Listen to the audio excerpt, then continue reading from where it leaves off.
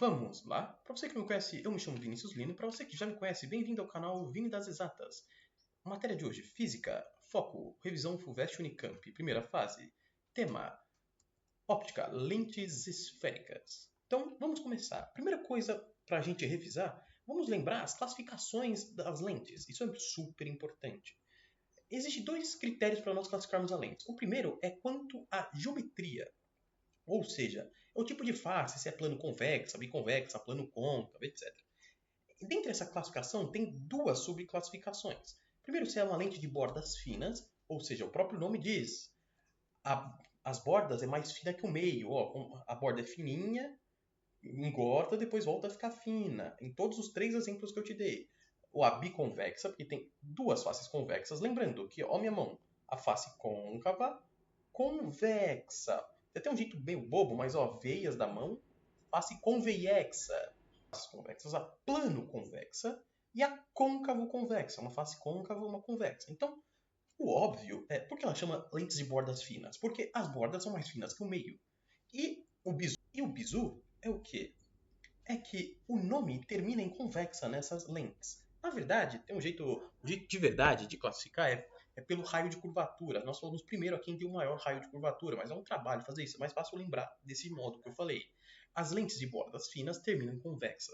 Obviamente, as lentes de bordas grossas terminam em côncava. Então, ó, repara, temos a bicôncava, que seria duas faces assim côncavas. Temos a plano côncava, e temos a convexo côncava. Repara que a borda é grossa, afina no meio, depois volta a ficar grossa. Por isso que bordas grossas. Ou seja, bordas mais grossas que o meio. E o bizu é que o nome termina em côncava. Mas o segundo tipo de classificação é quanto à vergência. O que quer dizer esse nome pomposo? Quer dizer quanto ao comportamento óptico. Você fala, professor, continuo não entendendo nada.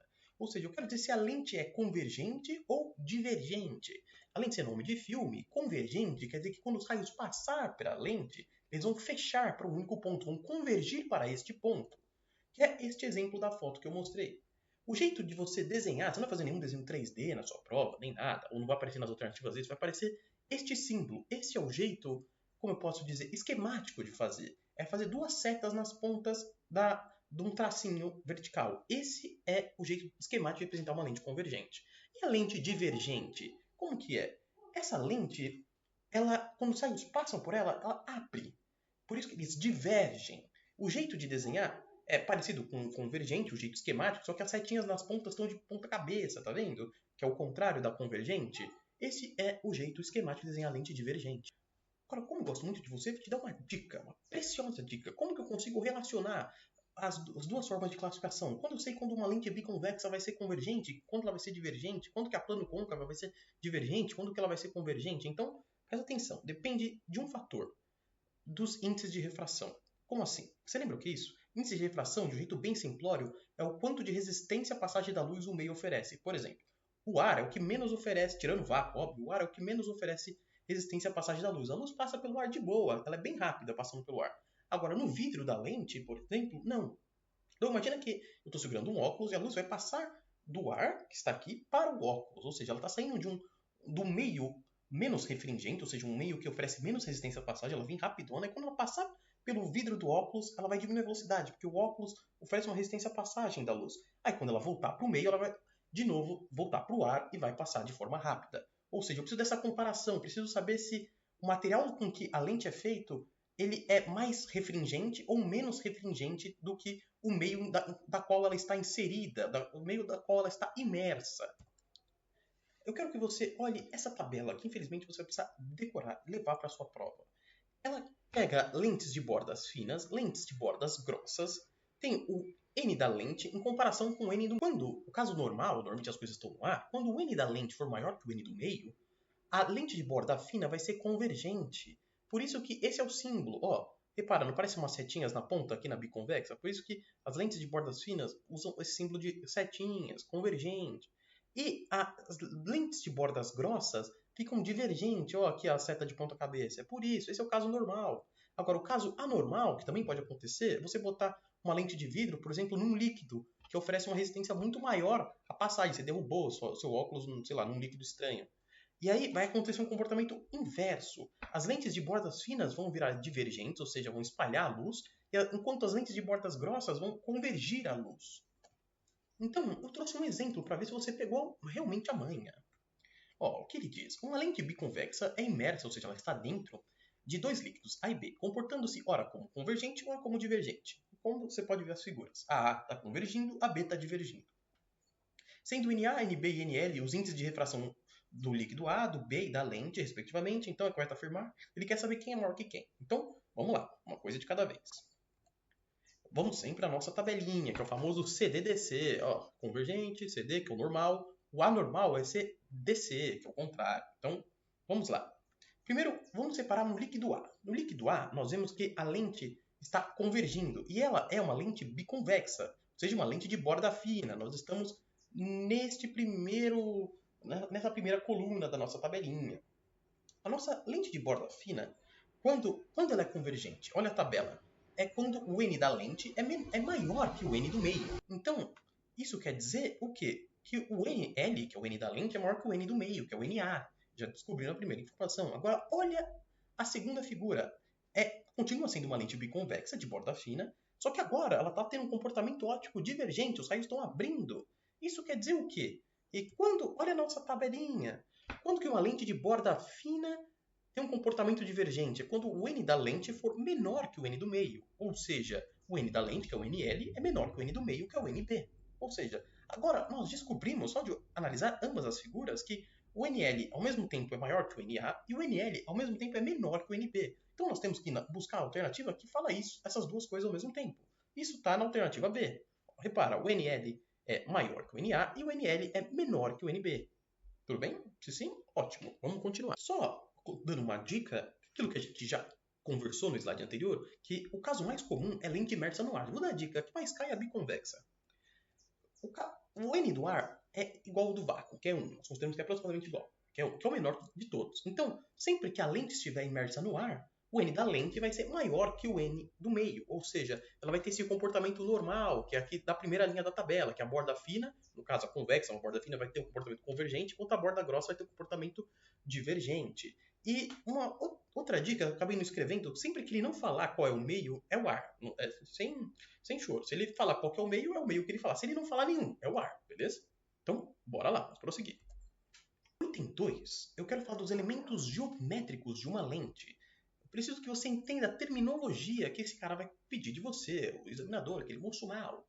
Temos em cima uma lente convergente, embaixo uma lente divergente. Sempre, o mais importante é você ver da onde a luz está vindo.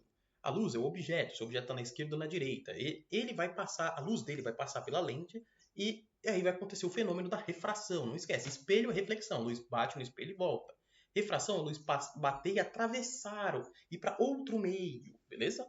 Então, repara, tanto na lente convergente que está em cima quanto na lente divergente que está embaixo, nós temos os mesmos elementos geométricos. No centro, nós temos o centro da lente, o centro óptico da lente, que tem questões que vai chamar de O, tem questões que vai chamar de C, beleza? É o centro óptico. O F sem a linha, nós chamamos de foco objeto. Tem questões que vai chamar de FO, de foco principal objeto. O F com a linha, nós chamamos de foco imagem. Tem questões que bota F', tem questões que bota FI, de foco principal imagem. Agora, esses pontos A são pontos que nós chamamos do quê? O A sem a linha ou a O é o ponto antiprincipal objeto. Também às vezes tem questões que chamam de antifoco. É raríssimo para isso sim. Agora, o A com a linha ou AI é o ponto antiprincipal imagem. Você precisa dominar essa terminologia. Repara, uma coisa que você precisa saber é que tá vindo a luz? A luz vai dizer tudo para você, de onde está vindo a luz. Quando a lente é convergente, o sem a linhas, que é o objeto, fica do lado da luz. E o com a linha fica do lado oposto da luz. A lente está no meio. Agora, quando a lente é divergente, é o contrário. O com a linha fica do lado da luz. E o sem a linha fica do outro lado. Repara as figuras. E a distância do centro até os focos, que é o Fzinho minúsculo, a gente chama de distância focal. Lembrando que o ponto antiprincipal é um ponto que dista do centro o dobro da distância focal. Até aqui que ele dista 2F. Muito bem? Se sim, ótimo, vamos prosseguir. Item 3 são os raios notáveis. Se você lembrar de espelhos esféricos, é tudo muito parecido. Então, repara, vamos separar na lente convergente e a lente divergente. O primeiro entra paralelo, sai pelo foco. Só que o foco que sai é uma imagem. Tanto faz aqui na lente divergente também. Entra paralelo, sai pelo foco. Mas separa. Na lente divergente, o foco não está também do lado da luz? Então, como que pode atravessar a lente e sair ao mesmo tempo no foco? Então, não dá, certo? Por isso que a gente usa o prolongamento do raio, passa pelo foco, tá vendo? E aí continua. Entra pelo foco, sai paralelo, igual no espelho.